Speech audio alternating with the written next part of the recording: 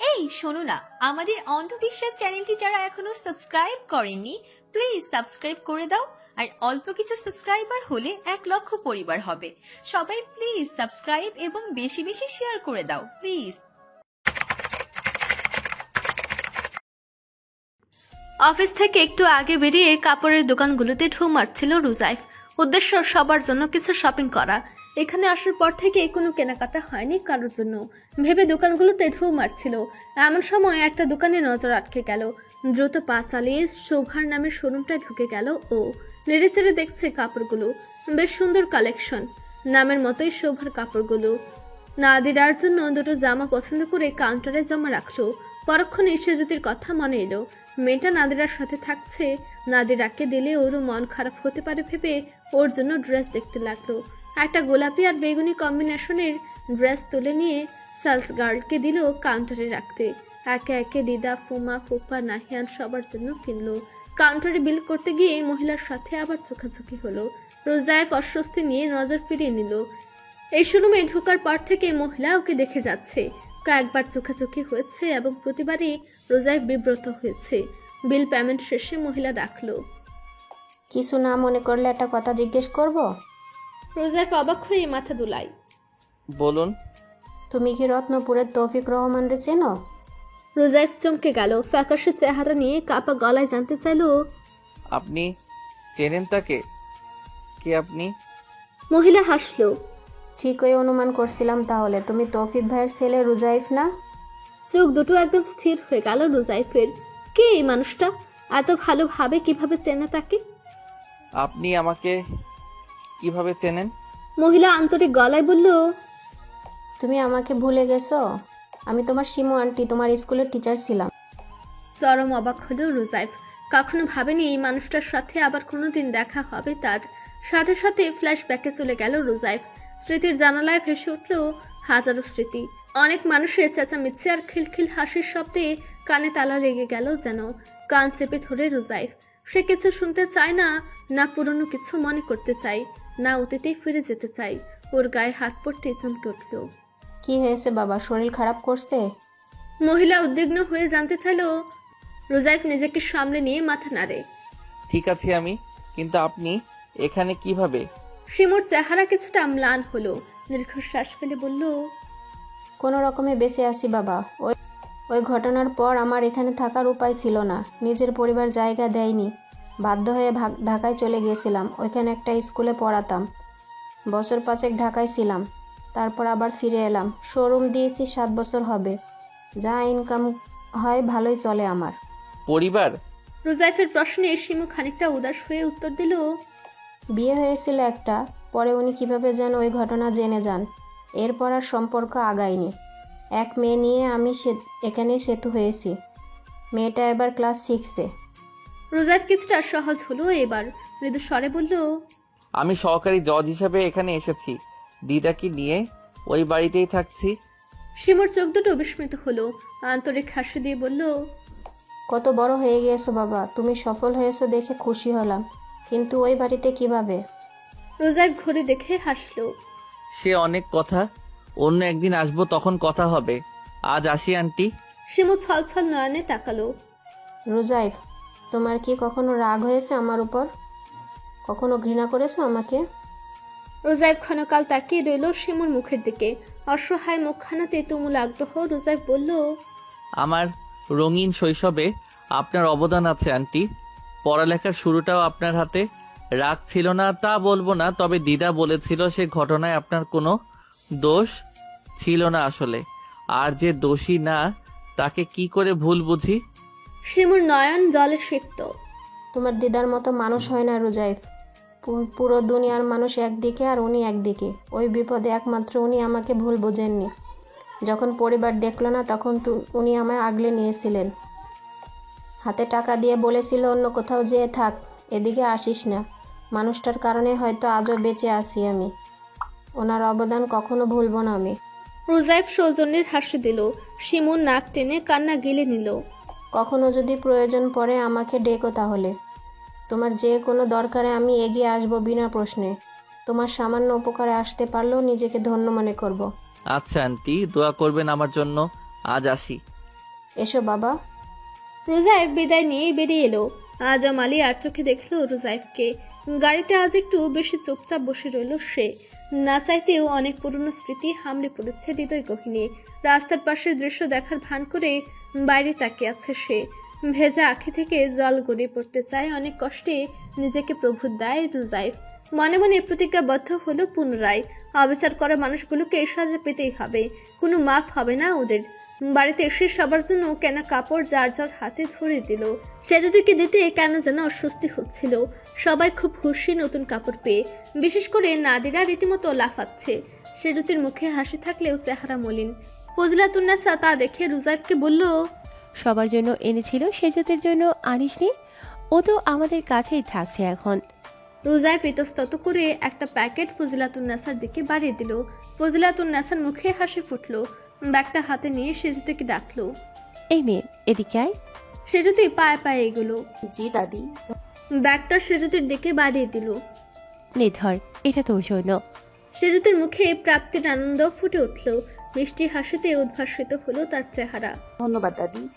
ফজলাতুন্নেসা হাসলো। ধন্যবাদ আমাকে না দিয়ে ওকে দে, ওই মনে করে তোর জন্য কিনে এনেছে। সেজুতি ভয়ে ভয়ে রোজাইফকে দেখলো। মুখ ফুটে কিছু বললো না অবশ্য। রোজাইফ উঠে দাঁড়ালো। আমি ফ্রেশ হয়ে আসছি দিদা, খিদে লেগেছে, খাবার দিতে বলো। নুমা বলল, তুই ফ্রেশ হয়ে আয়, আমি খাবার দিচ্ছি। রোজাইফ চলে গেল। সিঁড়ি বেয়ে দোতলায় উঠতে উঠতে শুনলো নাদিরা বলছে, সেজুতুকু, তোমার জামাটা বেশি সুন্দর, কেমন পরীর মতো লাগছে, তাই না দিদা? রোজাইফ পিছু ফিরে দেখলো একবার। সেজুতি জামাটা গায়ে ধরে দাঁড়িয়ে আছে। ওর উজ্জ্বল শ্যামা গাত্রবর্ণে জামাটা আসলেও বেশ মানিয়েছে। প্রশংসা বাক্য শুনে লাজক মুখে দাঁড়িয়ে থাকা সেজুতিকে দেখে রোজাইফ মুগ্ধ হলো। এই বিচ্ছু মেয়েটা লজ্জা পেতে জানে। পরক্ষণে গম্ভীরতায় ছেয়ে গেল রোজাইফের মুখ চোখ। ফজলাতুন্নেসার দিকে তাকিয়ে তার হৃদয় থেকে দীর্ঘশ্বাস নির্গত হলো। দিদা এই মেয়ের কাণ্ড জানলে ভীষণ কষ্ট পাবে, বিশ্বাস ভঙ্গ হবে দিদার। এমনটা হতে দেওয়া যাবে না কিছুতেই। চিন্তিত হয়ে রোজাইফ ঘরে দৌড় দিল। জেলায় বিজ্ঞান মেলা হবে, 4 জনের একটা টিম করে দেওয়া হয়েছে। সেজুতিদের, যেখানে সেজুতি টিম ক্যাপ্টেন। আজ শহরে এসেছে তাদের প্রজেক্টের জন্য প্রয়োজনীয় জিনিস কিনে নিতে। হাতে 10 দিন সময় বলে ক্লাসের এক সহপাঠীকে সাথে নিয়ে চলে এসেছে জিনিস কিনতে। কেনাকাটা শেষ করে দেখলো বিকেল গড়িয়ে গেছে। এদিকে সাথের সহপাঠী বলছে সে আজ আর বাড়ি ফিরবে না, এখানে কাছেই তার খালার বাসা, সেখানেই রাতটা থেকে যাবে। সেজুতির চেহারা ফ্যাকাশে হলো। একা একা কিভাবে বাড়ি ফিরবে সে? আগে কখনো একা এত দূর আসেনি, কিন্তু ভয়ের কথা সহপাঠীকে জানাতে সংকোচ হলো। মেয়েটা ওকে রেখে চলে যেতেই সেজুতি আশেপাশে তাকিয়ে ঢুক গেল। এদিকটা বেশ ব্যস্ত এলাকা হলেও এখন ফাঁকা হয়ে আছে, হয়তো বাড়ি ফেরার সময় বলে। দাঁড়িয়ে না থেকে হাঁটতে শুরু করলো সেজুতি। হাঁটতে হাঁটতে বাজার পর্যন্ত চলে গেল। এদিক থেকে গাড়ি যায় রত্নপুরের। সেজুতি কিছুক্ষণ দাঁড়িয়ে থাকলো। কোনো গাড়ি দেখতে না পেয়ে একজনের কাছে জানতে চাইলেও গাড়ি কখন আসবে। সে জানালো কিছুক্ষণ আগে এলো, গাড়ি ছেড়ে গেছে, আরেকটা আসতে হয়তো 15 মিনিট লাগবে। সেজুতি দাঁড়িয়ে রইল, ঘুরে দেখছে বারবার। আর কিছুক্ষণের মধ্যে সন্ধ্যা হয়ে যাবে। একা একা কি করবে তখন? দুশ্চিন্তায় ঘেমে একাকার হয়ে যাচ্ছে সেজুতি। বারবার আশেপাশে তাকাচ্ছে। আরো অসহায় লাগছে এই ভেবে আজ ফোনটা ভুলে বাসে ফেলে এসেছে। মন মেজাজ অত্যধিক খারাপ তার বেঁধে দেওয়া 1 মাসের সময়সীমা প্রায় শেষের পথে, কিন্তু সাজেদের পক্ষ থেকে কোনো আওয়াজ নেই। সন্দেহ হয়েছিল রোজাইফের, এরা নিশ্চয়ই কিছু না কিছু করবে যাতে সম্পদের হক ছাড়তে না হয়। সে থেকে একজন লোক লাগিয়ে রেখেছে ওদের পেছনে। সেই লোক মারফত খবর পেয়েছে ওরা জমি বিক্রি করার চেষ্টা করছে, বিশেষ করে সেই জমিগুলো যেগুলো তমিজুদ্দিন রোজাইফকে দিয়েছে। এটা শোনার পর থেকে রোজাইফের মাথা অত্যধিক গরম হয়ে আছে। এরা জমি বিক্রি করবে, তবু রোজাইফকে তার অংশ বুঝিয়ে দেবে না। তমিজুদ্দিন তার ছেলেদের এতটাই অর্থ বানিয়েছে, এদের সাথে যত ভদ্র থাকার চেষ্টা করছে তত যেন অভদ্র হয়ে উঠছে এরা। এবার শুধু একটা ভুল করুক, জেলার ভাত না খাইয়ে ছাড়বে না এদের। স্যার। ড্রাইভার আজমেরের ডাকে ঘুর ভাঙে রোজাইফের। দেখলো গাড়ি থেমে আছে। সে বিরক্ত হয়ে জানতে চাইলো, কি হয়েছে, ডাকছো কেন আর গাড়ি থামিয়েছো কেন? আজমের মুখ কাচুমাচু হলো। স্যার, পিছনে ওই আপারে দেখলাম খাড়াই রইছে, তারে দেখা মনে হইল কোনো ঝামেলা হইছে। রোজাইফ ভ্রু কুচকে বলল, কোন আপা? ওই যে গাড়িতে বালু দিচ্ছিল ওই আপা। সেজুতি, সে এখানে আসবে কেন? রোজাইফ আশেপাশে তাকিয়ে খোঁজার চেষ্টা করলো। আজম বলল, আমিও তাই ভাবছিলাম স্যার, এই জন্য দেখা গাড়ি থামাইলাম। বাজারে ওইখানে খাড়াই আছে, আপনি কইলে গাড়ি ঘুরামো। রোজাইফের একবার মনে হলো যা খুশি হোক তার কি, এই বদমাস মেয়ে যেখানে খুশি থাক, জাহান নামে যাক, ওকে নিয়ে এত ভেবে লাভ কি? ওই বংশের মেয়ে ওদের মতোই বদ। পরক্ষণে দিদার কথা মনে এলো। দিদা জানলে ভীষণ রাগ হবে। রোজাইফ দীর্ঘশ্বাস ফেলে গাড়ি ঘুরিয়ে নিতে বলল। আজম বেশ খুশি হলো। সে আনন্দ চিত্তে গাড়ি ঘুরিয়ে নিল। সেজুতের কাছে যেয়ে গাড়ি দাঁড় করালো। রোজাইফ দেখলো মেয়েটা ফ্যাকাশে মুখে দাঁড়িয়ে আছে, চোখের দৃষ্টি উদ্ভ্রান্ত। রোজাইফ ডাকলো, এই মেয়ে এখানে দাঁড়িয়ে আছো যে, বাড়ি যাবে তো? উঠে এসো গাড়িতে। রোজাইফের গাড়ি দেখতেই যেন জানে পানি পেল সেজুতি। এতটা শান্তি লাগলো যে ছুটে এসে রোজাইফকে জোরে ধরতে মন চাইলো। কিন্তু রোজাইফের এই মেয়ে ডাক শুনে তার অনুভূতি বুড়ি গঙ্গার পচা পানিতে তুলে গেল যেন। সেজুতি নড়াচড়া না করে দাঁড়িয়ে রইল। রোজাইফ চেঁচিয়ে উঠল, আসবে নাকি চলে যাব? সেজুতি মুখ গুমরা করে দাঁড়িয়ে রইল। এই মেয়ে আবার কেমন ডাক? আমার একটা সুন্দর নাম আছে, নাম ধরে না ডাকলে আপনার গাড়িতে যাব না। সেজুতির কাণ্ডে রোজাইফ বাঘ খাড়া হলো। এই মেয়েটা জাস্ট ইম্পসিবল। বিপদের মুখে দাঁড়িয়ে থেকেও নিজের মুড বাঁচিয়ে চলছে। চোরে দাঁত ফেলে দিতে পারলে শান্তি পেত। রোজাইফ দাঁতে দাঁত চেপে বলল, ঠিক আছে, তাহলে তুমি এখানে দাঁড়িয়ে থাকো, আসতে হবে না আমার গাড়িতে। আজম, গাড়ি চালাও।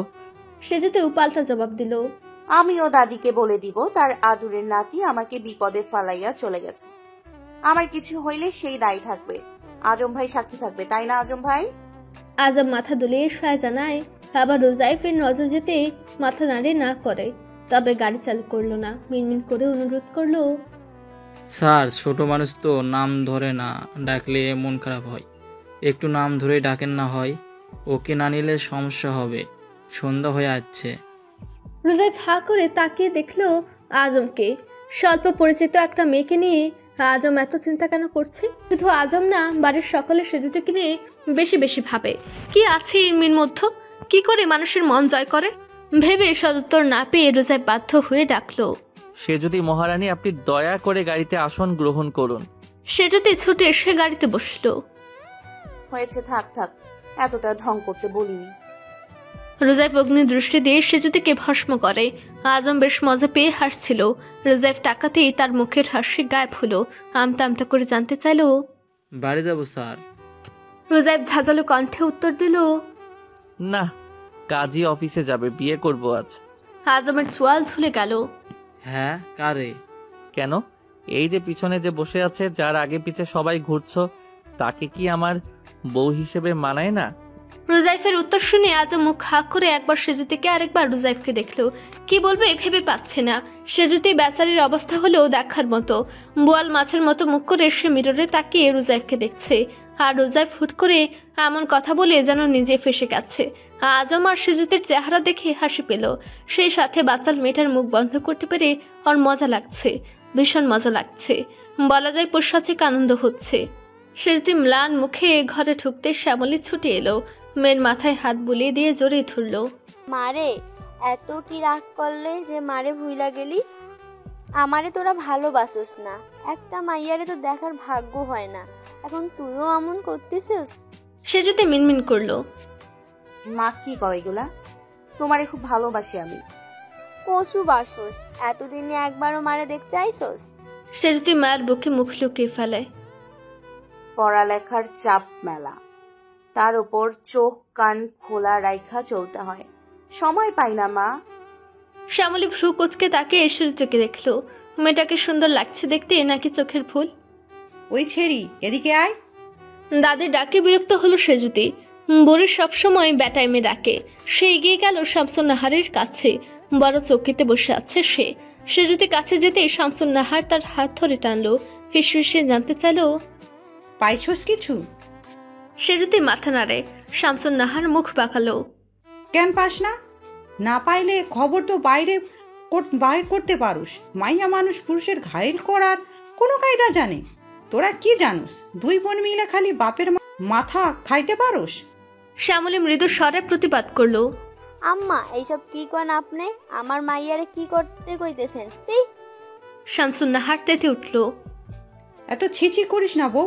সব সময় সব যখন দখল করবা নিব তখন বুঝবি। এখন তো ঘর গেছে, পরে পথে পয়সা লাগবে। ওই পোলা থেট দিয়েছে, এক কানি জমি কম দিলে আমার পোলাগো জেল খাটাইব। তো আমি কি এখন বৈশা বৈশা পোলাদো জেল আইসা জন্য জেল যাওয়ার অপেক্ষা করুন? তাই বইলা আমার মাইয়ারে আকাম করতে কইবেন? আর কাউরে নজর পড়ে না আপনার? শামসুন নাহার মুখ ঝামটা দিল। বেশি বকবক করিস না বউ। তোর এক মাইয়া বাপের মুখে চুনকালি দিয়া পালাইয়া বিয়া করছিল, আর এক মাইয়ার লয়গা আমার সাজিদের মাইয়ারে বলি হওয়া লাগছে। তো তোর মাইয়ারা কি রানী? যা মন চাই তাই করব? বাপের কোনো কামে না আইলে এই মাইয়া দিয়া করবি কি? তুই যেমন আকাইমা বেটি, মাইয়াগুলোও তেমন বানাইছুস। এক বেডারে বশ করতে পারে না, খালি জবান চলে আমাগো লগে। শ্যামলী বাঘ হারা হলো শাশুড়ির বাক্য বাণে। সেজুতির গা গুলিয়ে এলো দাদির কথাই। কি বাজে ইঙ্গিত দিচ্ছে তাকে। তার মেজাজ খারাপ হয়ে গেল। দাদি, ওনাকে বোকা পাইছো তোমরা? জমির কাগজ ঘরে রেখে দিব? শামসুন নাহার মাথা নাড়ে। ঘরেই রাখছে। নিজের জমিনের কাগজ মানুষ অফিসে থয় না। ওর অফিস চেক করেছি আমরা। সেজুতি চোখ দুটো বড় বড় করে তাকালো। অফিসে চেক করছো? কেমনে? শামসুন নাহার ধমক দিল। তা যায় না তোর কি কাম? তোরে যে কাম দিয়েছি সেইটাই ঠিক মতো কর। ওর কাছ থেকে কাগজ আনবি যেমন পারোজ। দরকার লগে ওরে তো রূপ দিয়া পাগল করবি। ছি দাদি, এসব কি কও তুমি? সে যদি আটকে উঠল, শামসুন নাহার হুমকি দিল। ঠিক কথা কর। হন তুই কিছু করতে না পারলে সবচেয়ে বেশি ভুগবো তোর বাপ। যা কিছু থাকবো সব পাইব তোর দুই চাচা।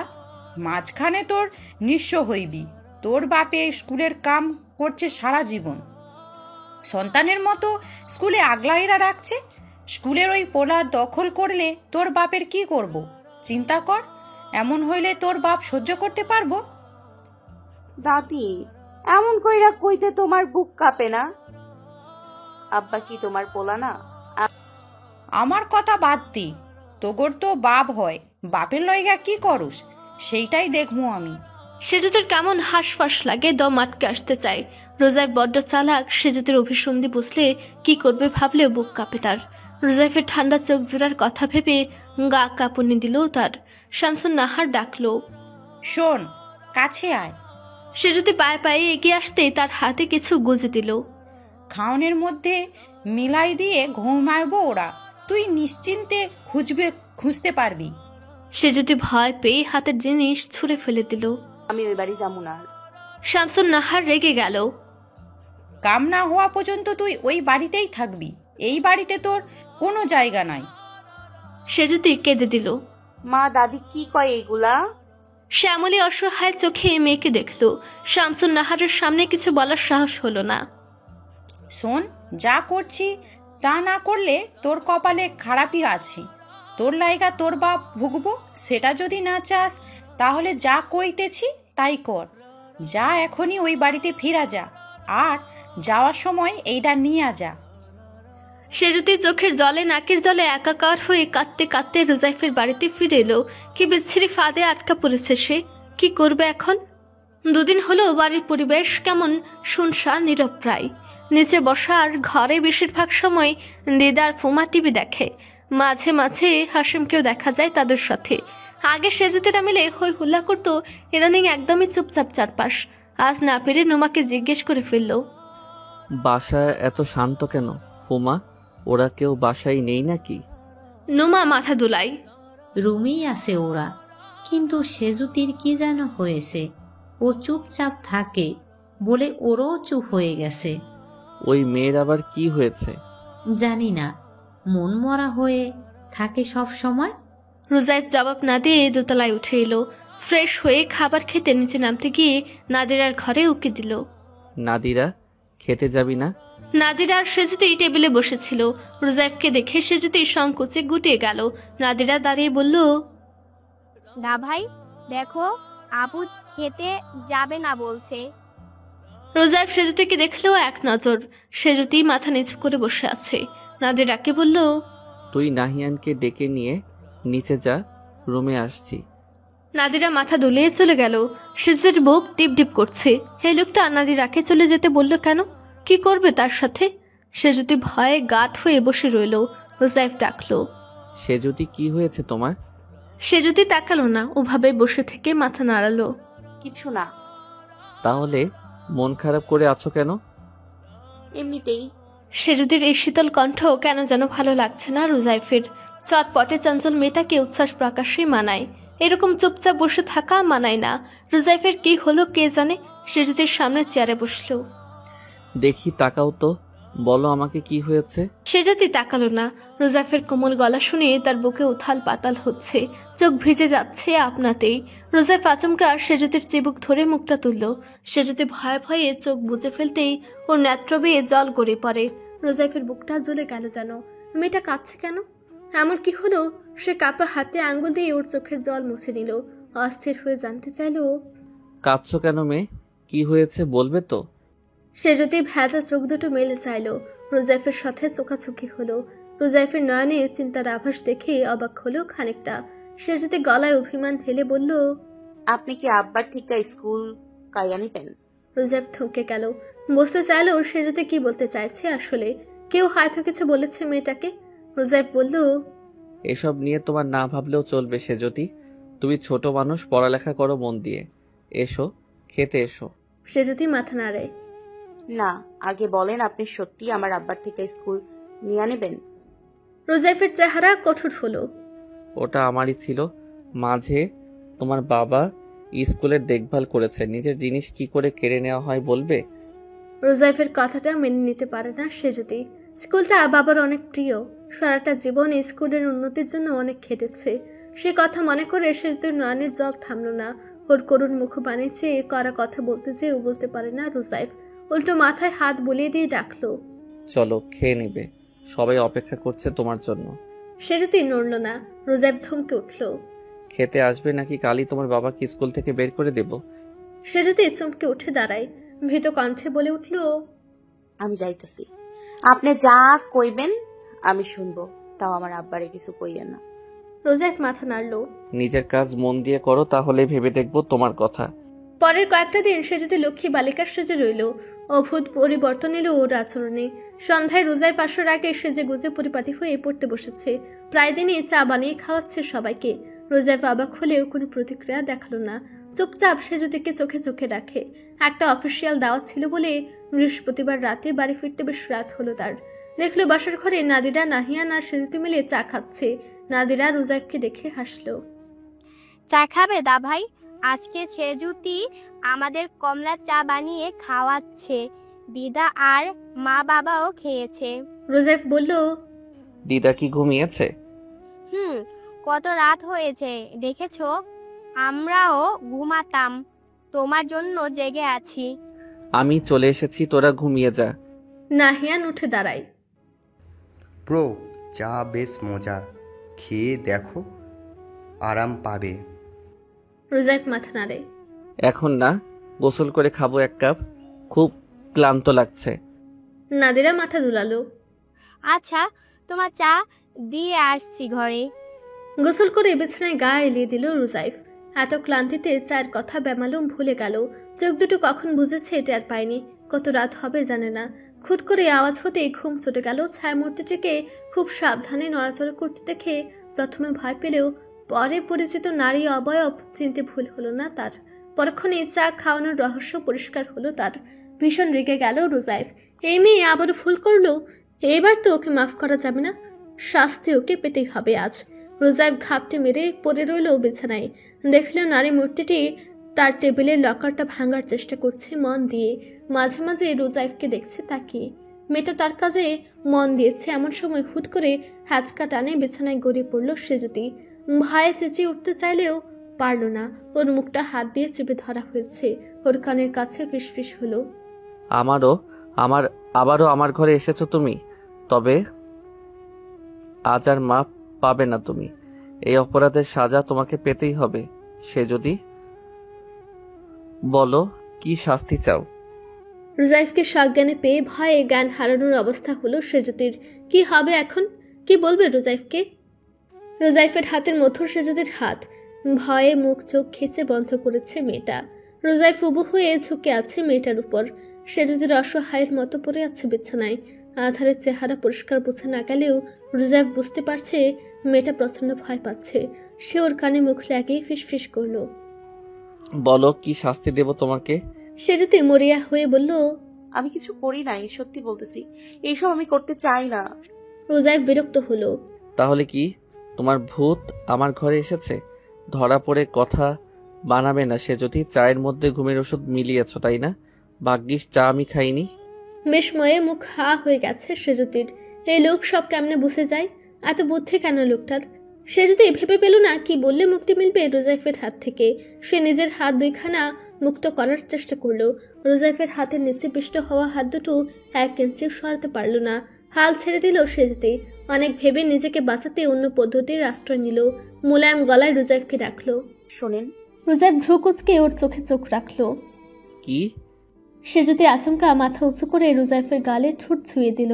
রুজাইফ ভ্যাবাচাকা খেল। তার শরীর জুড়ে অজানা শিহরণ। এই প্রথম কোনো মেয়ে চুমু দিল তাকে। অবাক হয়ে সেজুতিকে দেখছে। মেয়েটার কি মাথা খারাপ না হলে এমন করবে কেন? মেয়েটা নড়াচড়া করতেই টের পেল তার কতটা কাছে কোমল অবয়ব। অনুভব করতে পারছে নারী অস্তিত্ব। রুজাইফ হতবিহ্বল হয়ে বলল, কি করলে এটা? সেজুতি বোকার মতো ভাব ধরে বলল, আদর দিলাম আপনারে। ছেলে মানুষকে আদর দিলে তারা নাকি খুশি হয়, তাই আপনারে দিলাম। খুশি হয়েছেন? হইলে আমার গায়ের উপর থেকে নামেন। সেজুতির গর্ধব মার্কা কথা শুনে রুজাইফের যেন মাথা কাজ করে না। শরীর ঝনঝন করে বিদ্রোহ করতে চাইছে। বুনো চাহিদা মাথা চাড়া দিচ্ছে। সে আহাম্মকের মতো মাথা নাড়ে। খুশি হই নাই, আরো আদর দাও, তারপর বিবেচনা করব তোমার গায়ের উপর থেকে সরব কিনা। সেজুতি পড়ল মহাবিপাকে। সে তো দাদের কথা মতো কাজ করতে গেছিল, এখন তো দেখা যাচ্ছে বড় বিপদ হলো। এই ভারী মানুষটার দেহের ওজনে শ্বাস নেওয়া দায় হয়েছে। রুজাইফ ধৈর্য হারা মানুষের মতো বলল, কি হলো, দাও আদর।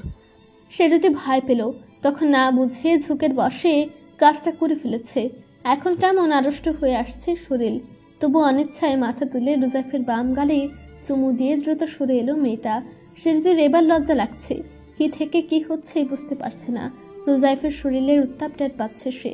জড়ানো গলায় বলল, সরেন না, কষ্ট হইতেছে আমার। রুজাইফ সরল না, বরং অদ্ভুত একটা কাজ করে বসলো। সেজুতির ঠোঁটের আশপাশে আঙুল ছুঁয়ে দিয়ে খুব ধীরে ধীরে তার অধর নামিয়ে আনলো সেজুতির অধর বরাবর। সেজুতি ভীত চোখে চেয়ে আছে। রুজাইফ যেন নিজের মধ্যে নেই। তার উত্তপ্ত শ্বাস আশ্রে পড়ছে সেজুতির মুখের উপর। দুজনার মুখ পানে চেয়ে আছে অপলক। হুট করে সেজুতির কোমল ঠোঁটে ঠোঁট ছোঁয়ালো রুজাইফ। উষ্ঠে হালকা স্পর্শ করতেই যেন মাতাল হয়ে হুঁশ হারালো ছেলেটা। হাত ছেড়ে সেজুতির কোমর চেপে ধরলো এক হাত দিয়ে। অপর হাতে মাথার পেছনে নিয়ে চুলগুলো জাপটে ধরে গাড়ি চুম্বন আঁকলো মেয়েটার উষ্ঠে। তীব্র আসলে সে পেশে দিতে লাগলো মেয়েটার অধর। হিতাহিত জ্ঞান ডুব পেল রুজাইফের। অনেকটা সময় পার হওয়ার পর মেয়েটা নড়াচড়া টের না পেয়ে হুঁশ এলো তার। তাড়াহুড়ো করে উঠে বসে টেবিল ল্যাম্প জ্বালিয়ে দেখলো সেজুতি জ্ঞান হারিয়েছে। কেন যেন উদ্বেগের বদলে হাসি পেল রুজাইফের। হ্যাঁ, জীবনে প্রথমবার কোনো মেয়ের এতটা কাছে গেছে। সেজন্য হয়তো খানিকটা কন্ট্রোল হারিয়ে ফেলেছে নিজের। কিন্তু সারাদিন পাকপক করা ডিয়ার গার্ল এত অল্পতেই ভয় পেল কেন? নিজেকে খুব সাহসী দাবি করে। সাহস এখন কোথায় পালালো? রোজাইফ বাম হাতে ভর দিয়ে সেজুতির দিকে কাত হলো। ওকে দেখতে লাগলো মন দিয়ে। উজ্জ্বল শ্যামা মুখটা খানিকটা ফ্যাকাশে হয়ে আছে। এর মতো চুমু দেওয়া ঠোঁট দুটো এসব লালচে হয়ে আছে। চুলগুলো ফ্যানের বাতাসে উঠছে। ভীষণ আকর্ষণীয় লাগছে সেজুতিকে। রোজাইফ ওর ঠোঁটের পাশটা আঙুলের পরশ দিল। চুলগুলো কানের পেছনে গুঁজে দিয়ে তাকিয়ে রইল নিষ্পাপ মুখের দিকে। সেজুতির দিকে তাকিয়ে থাকতে থাকতে হুট করে মনে হলো এই মেয়েটাকে তার ভালো লাগে। মেয়েটার চঞ্চলতা, বাঁকা বাঁকা কথা সে মিস করে। মেয়েটা একটু চুপচাপ থাকলেই ওর কেন যেন কিছু ভালো লাগে না। মনে হয় কি যেন নেই, সব ফাঁকা আর বেরং লাগে। বোধ করি সে মেয়েটার প্রেমে পড়েছে। ঘুম ভেঙে চোখ মেলতে রুজাইফকে নজরে পড়ল সেজুতির। ঘুম ঘুম চোখে রুজাইফকে দেখল সে। কাত হয়ে সেজুতির দিকে ফিরে ঘুমিয়ে আছে। ছোট বাচ্চাদের মতো ঠোঁট ফুলিয়ে আছে ঘুমের মাঝে। সেজুতি অবাক হয়ে ভাবছে, কে বলবে এই লোক জেগে থাকলে বাঘের মতো গল করে আওয়াজ করে, অথচ দেখো কেমন নেকু বাবু হয়ে ঘুমিয়ে আছে। মুখ বাঁকালো সেজুতি। এই লোকটাকে তার ভীষণ ভয় লাগে, আবার কেন যেন কথা শোনাতেও ভালো লাগে। বলা যায় রুজাইফের সাথে কথা কাটাকাটি উপভোগ করে সে। লোকটা উপরে উপরে কঠিন ভাব ধরে রাখলেও মনটা হয়তো নরমই। হঠাৎ হঠাৎ নিজের অজান্তেই সেই নরম মনের প্রকাশ ঘটে ফেলে। আড়মোড়া ভেঙে উঠে বসল সেজুতি। হুট করে রাতের কথা মনে পড়তে শিউরে উঠল। অজান্তেই হাত চলে গেল নিজের অধরে। লোকটা তাকে চুমু দিয়েছে। তার সাথে কি করতে যাচ্ছিল লোকটা?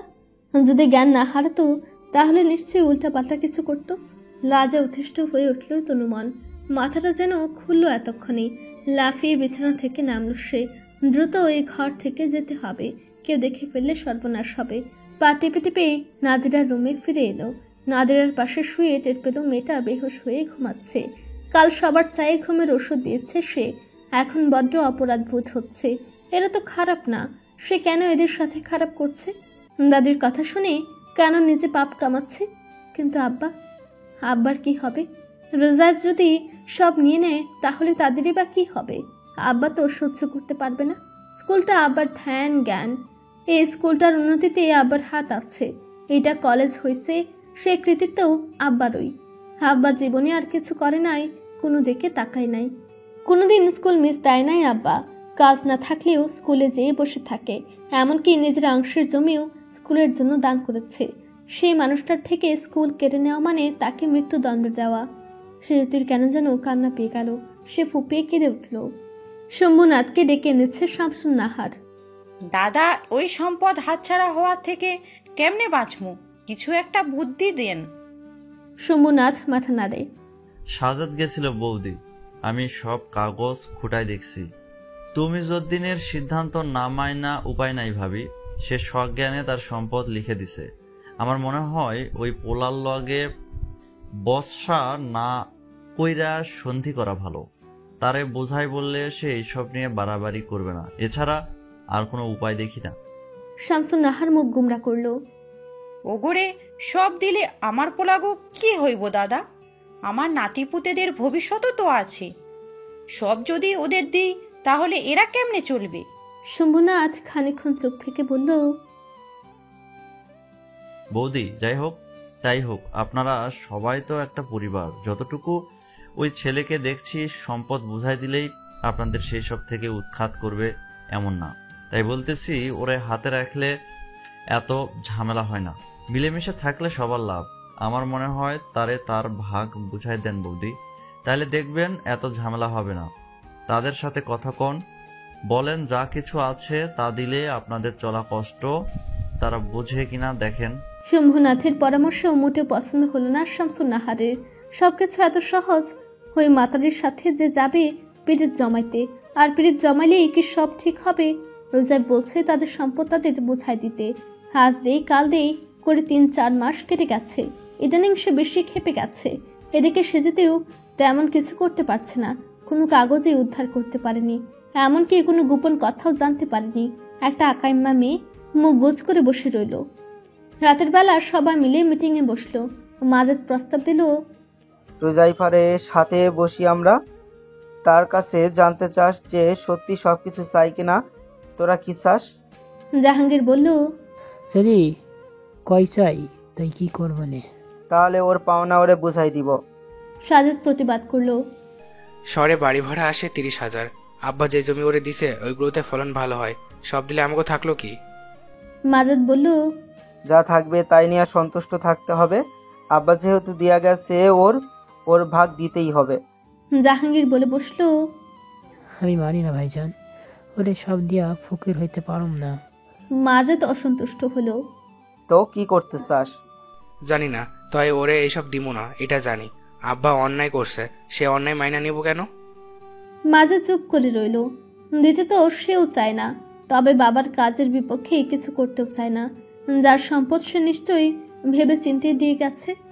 এক বৃহস্পতিবারে সকালে সোহা গেল রোজাইফের অফিসে। কাঁচুমাচু হয়ে বলল, স্যার, আপনাকে দাওয়াত দিতেছি। আপনি আমাকে মেলা উপকার করছেন। সকাল বারবার আপনার কথা কয়। আজ একটা বিশেষ দিন স্যার, আমগো বাড়িতে আপনার যাওয়াই লাগবে। কোনো কথা শুনবো না। আপনি না গেলে সকাল রাগ করবে, আমাকে ঘরে ঢুকতে দিবে না।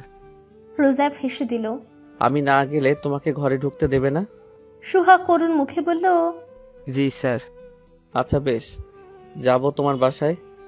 স্যার, আপনি অফিস শেষ কইরা আসেন, রাইতের খাওন খাইবেন আমাগো লগে। আমি এখন বাড়ি যাই, ওরে কমু আপনি আসবেন। রোজাইফ আপত্তি করলো না, মাথা দুলিয়ে বলল আচ্ছা। কাজ শেষ করে বেরিয়ে সকাল আর সোহাগের জন্য গিফট কিনলো রোজাইফ, মনে করে সোহাগের মা আর বোনের জন্য কিনলো।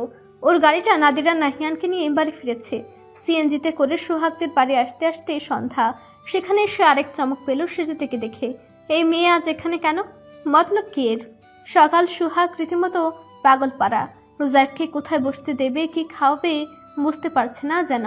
একবার এটা আনে তো আরেকবার ওটা আনে। শেষে রোজাইফ ধমক দিল, এমন করছো কেন? আমি কি খেতে এসেছি? তোমাদের দেখতে এলাম। ব্যস্ত হবে না। সকাল তবুও নিজের হাতে বানানো আমের শরবত নিয়ে এলো। স্যার এইটা খান, আরাম পাবেন, আমাকুর গাছের আম। রোজাইফ হাতে শরবত নিয়ে বলল, খাবো, তবে একটা শর্ত আছে। সকাল সুহান দৃষ্টির বিনিময় করলো। সকাল বলল, কি শর্ত স্যার? স্যার বলা বাদ দিতে হবে। আমি তো তোমাদের বস না যে স্যার স্যার করবে। ভাইয়া বলতে পারো। সকাল খুশি হয়ে ছলছল নয়নে বলল, ভাইয়া, আপনি তো আমার বড় ভাই। রোজাইফ চমকে তাকাতে সকাল ফুরকে গেল। না মানে বড় ভাইয়ের মধ্যে কাজই করছেন আপনি, তাই বলতেছিলাম আর কি। রোজাইফ জবাব না দিয়ে শরবতে চুমুক দিল। আসলেও আরাম পেল। টক ঝাল মিষ্টি স্বাদের শরবত শরীর ঠান্ডা করে দিল। রাতে খেতে বসে এলাহি আয়োজন। রোজাইফ জানতে চাইল, কোনো বিশেষ দিন আজ? সোহাগ হাত কচলায়। জি স্যার, মানে ভাইজান, আজ আমাদের দ্বিতীয় বিবাহ বার্ষিকী। আরে বাহ, শুভ বিবাহ বার্ষিকী। সকাল বলল, আরেকটা খুশির খবর আছে ভাইজান, সোহাগের একটা সরকারি চাকরি হয়েছে। আপনার মতো বড় অফিসার না হইলে একেবারে খারাপ না। এই কও না কেন? সকাল সোহাগকে ঠেলা দিল। সোহাগ আড়ষ্ট হয়ে জবাব দিল, ভাইজান সিটি কর্পোরেশনে চাকরি হয়েছে।